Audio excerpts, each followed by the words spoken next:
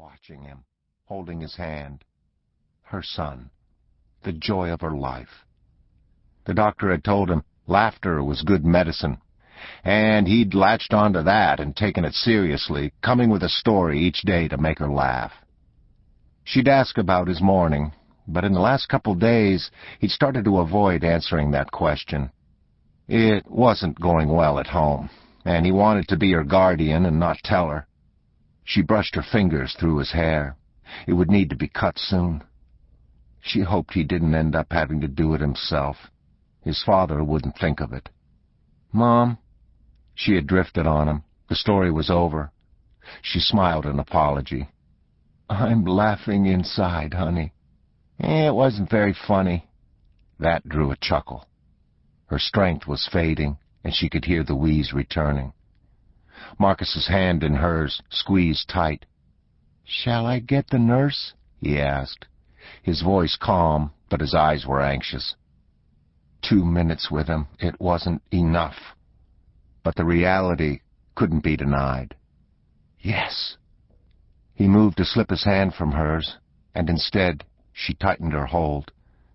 "Before you do, I want my kiss."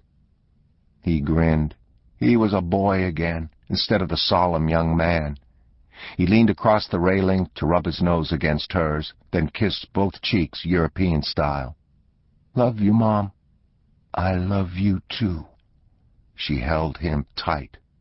"And Jesus loves you." "I know." He went to get the nurse. The simple faith of a child.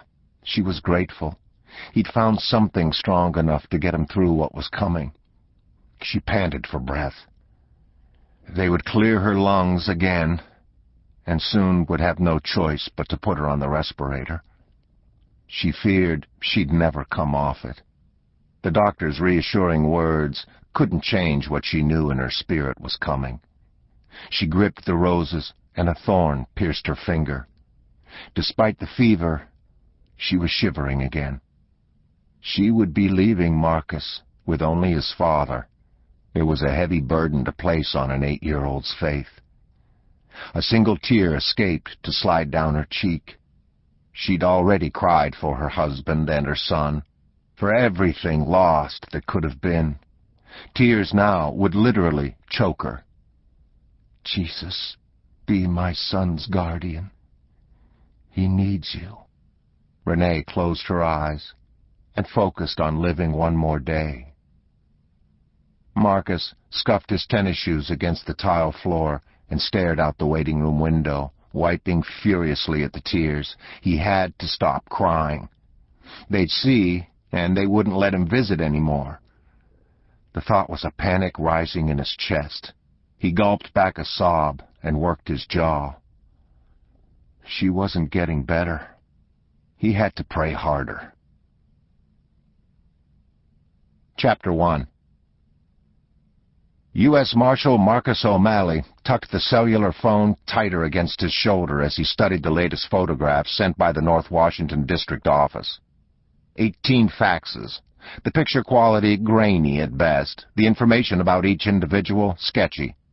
Each had made threats against the judges attending this July conference at the Chicago Jefferson Renaissance Hotel. The pages crinkled as only cheap fax paper could as he thumbed through them, memorizing each one.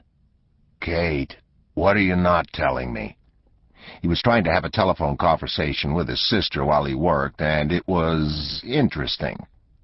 He would have said aggravating, but he loved Kate too much to get annoyed with her easily. His sister, Kate O'Malley, could be clear or ambiguous at will. As a hostage negotiator, she knew how to choose her words, and she was being deliberately obtuse at the moment. It was 7:05 p.m., Friday night.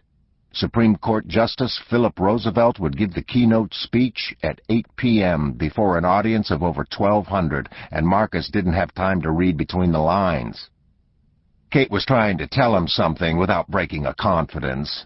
That told him it was family-related, and it was important enough that she was willing to go to the edge of that confidence to let him know about it. That told him it was serious. "She was supposed to tell you last night." Marcus flipped back to the 9th fax and frowned. Something about the picture was triggering a glimmer of a memory. Tom Libor, Caucasian, early 40s, clean-shaven. It was an old memory, and he could feel it flitting just beyond his recall. He didn't forget cases he'd worked. Maybe something his partner had worked. He scrawled a note beside the photo requesting the incident report be pulled. He passed the stack of faxes back to his deputy. Who? Jennifer, Lisa, or Rachel. In a family of 7, Kate had just cut the list in half. The 7 of them were related, but not by blood, by choice. At the orphanage, Trevor House. The decision to become their own family had made a lot of sense. 2 decades later, it still did. As the oldest, 38, he accepted the guardianship of the group. As the next in line, Kate protected it, kept her finger on the family pulse. He didn't mind the responsibility, but it often arrived at inconvenient times. What was going on? I've said too much already. Forget I called. Kate, Marcus. Her own frustration came back at him with a bite in her voice. I didn't ask to be the one she chose to tell. I'm stuck. I'll push her to tell you. It's the best I can do. The family was close, but Kate, she was the one he talked with in the middle of the night. They'd shared the dark days. They were the oldest, the closest, and there was no one he trusted more than her. How serious is it? He retrieved his black tuxedo jacket from the back of a folding chair. He'd be standing behind the Supreme Court Justice during the speech, doing his best to look interested while he did his real job. Decide who in the crowd might want to shoot the old man. I'm pacing the floors at night. Marcus, reaching to straighten the lapel of his jacket, stopped. Kate had the nerve to walk into situations where a guy held a bomb. The last thing she did was overreact. Something that had her that worried. His eyes narrowed. Who, Kate? He couldn't take the weight off her shoulders if he didn't know. If Kate had given her word, she would never say, but he couldn't just leave it. He needed to know. Can you get free later tonight? Time was tight. This was the biggest judicial conference of the year, but he wasn't about to say no. Quinn would do him a favor.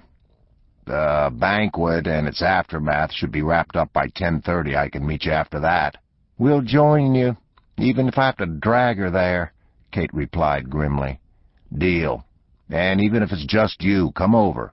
I'll be there. Besides, it's probably the only way I'll get to see Dave.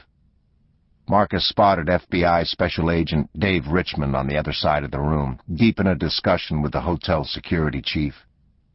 The conference had attracted explosive media attention. The Supreme Court was about to go conservative, with the announcement by the president of a nominee to replace retiring Justice Luke Blackwood. The landscape of the law across the nation would forever change. Most of the judges on the president's short list were in attendance. Dave had drawn the unenviable job of trying to figure out how to control and manage the media access. He's here. Do you want to talk to him? Dave and Kate were dating, Dave having even gone so far as to formally ask all the guys in the family for permission. It was serious on her side, too. Kate didn't let just anybody outside the family get close to her heart. No, I know you're swamped. I just miss him. She was in love. Everyone in the family knew that. Her face brightened when she saw Dave, and that impassive control she kept around her emotions, so necessary for her job, disappeared. Even her southern accent intensified. Marcus kidded her about being love-struck, and she teased him back about hovering. That was okay. She needed a big brother watching out for her. Then you definitely need to come over tonight. I'll tell Dave to expect you. Let me surprise him. Besides, knowing my job, I'll probably get yanked by a page on my way over there. She sounded irked, and he enjoyed that. Love can be so rough. Just wait. Your turn is coming. He wasn't seeing anyone now, and short of someone colliding with him, at the moment he didn't have time to notice anyone. His hands were full with his job and the O'Malley clan. But knowing Kate, she'd probably try to set him up the first chance she got. She loved to meddle in his life, just like he did in her.